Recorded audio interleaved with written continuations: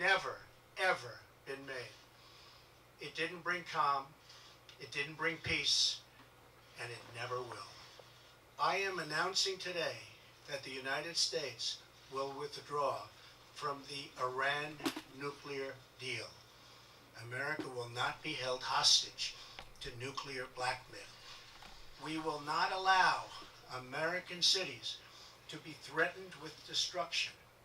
And we will not allow a regime that chants death to America to gain access to the most deadly weapons on earth. Powerful sanctions will go into full effect.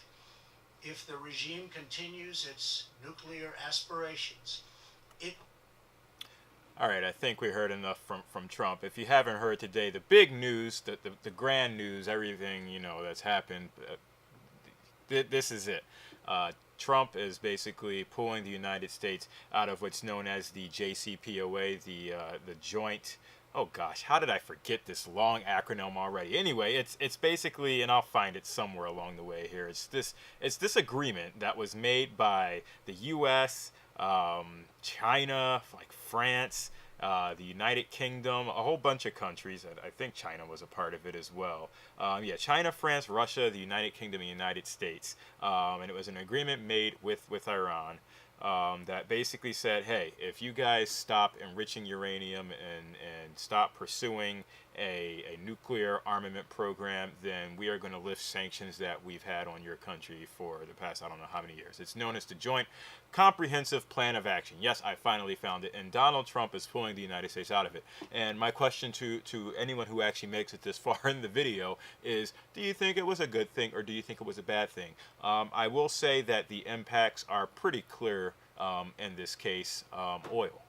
Iran, or Iran, however you decide to pronounce it yourself, is a pretty large exporter of oil.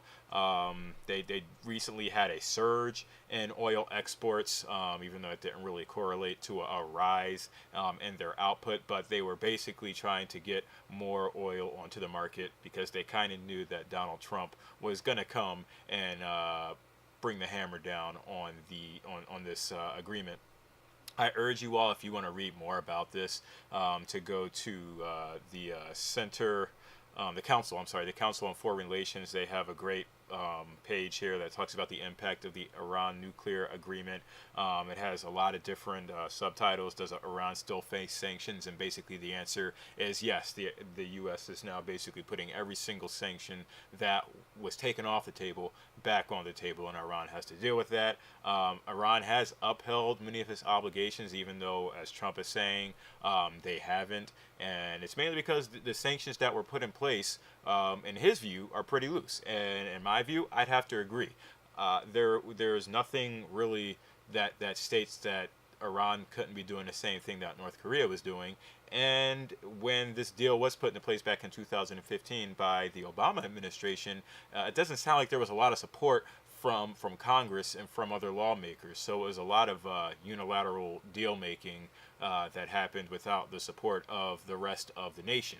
But I welcome anyone else that has other thoughts on that to please provide feedback, because from what it sounds like, it was just one of those Obama administration things, and that's why this JCPOA really doesn't have any teeth here in the U.S., and it was so easy for Donald Trump to just, with the wave of a wand or the signing, as you'll see here, of his pen, he was pretty much able to roll back those sanctions.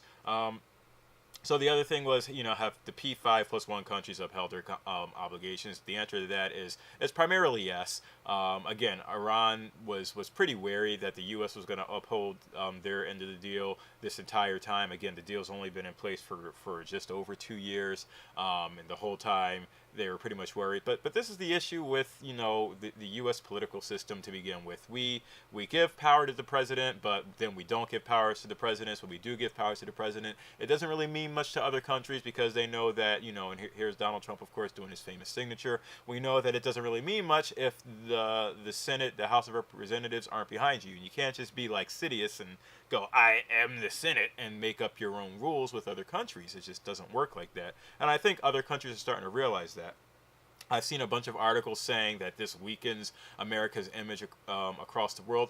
Nah, our image was already weakened, you know, like since 9/11, really, since the terrorist attacks that showed that, you know, we had weakened security, and then the ensuing years after that, when we decided that we were going to take it upon ourselves to go to war with entire countries that were harboring terrorists, we have pretty much shown our hand that we are like a bunch of crying tyrant babies when something happens to us. Not saying that our attacks on terrorists to try to get the terrorists was wrong in any way, but I am saying that we basically take it upon ourselves to handle a lot of the issues in the world, and a lot of it is for more than just protecting ourselves. It is us looking at our interests around the world and seeing and identifying the places where we stand to gain the most.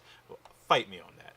But anyway, I wanted to get back to this. Iran's economy, this is another one of the topics, Iran's economy wasn't really performing that much better with this JCPOA in effect, and that is because of the current state of U.S. politics. Again, this was placed into action in 2015. Elections were coming up in 2016. Trump came into office 2017. So no, there was not really much time for investors, stakeholders, who would have you, to really feel confident that these sanctions would actually help increase the economic development of the nation of Iran, and it hasn't, unfortunately. If anything, this will just piss off the Iranians more. This one question that I didn't get to, what will Iran do? I'm not sure, but they should definitely go business as usual, and they should definitely continue to go on the straight and narrow path that they were going, to remove any signs of nuclear enrichment, uranium enrichment, and armament from their country. I mean, it's the right thing to do in this day and age when we are so connected through the internet, through social media. We can see every single thing that's happening, especially the things that are happening in Syria. A lot of people think that the money that was freed up for Iran went towards them supporting the Russians and Bashar al-Assad in Syria and fighting against the rebels in the U.S. So, of course, you know, they wanted to end that. The U.S. wanted to end that. And so, yes, throw the sanctions back on the table. So, really interesting. I know this probably won't get a lot of views because no one really wants to hear about this JCPOA, but to those that do, I really want to hear what you have to say. Is it a good thing or is it a bad thing? The only bad thing for us, again, gas prices are probably going to go up just in time for the summer traveling season, so that's just great. Gas prices were already peaking, we're already starting to rise, and now we're probably just going to see more, and a lot of people are going to blame it on the U.S. backing out of the JCPOA and the sanctions that the U.S. had placed on Iran coming back. So that's all I've got for you all today. There's our boy, Donnie T, signing his wonderful bill. Yeah, let me know what you guys think, and I will catch you all tomorrow. Peace out.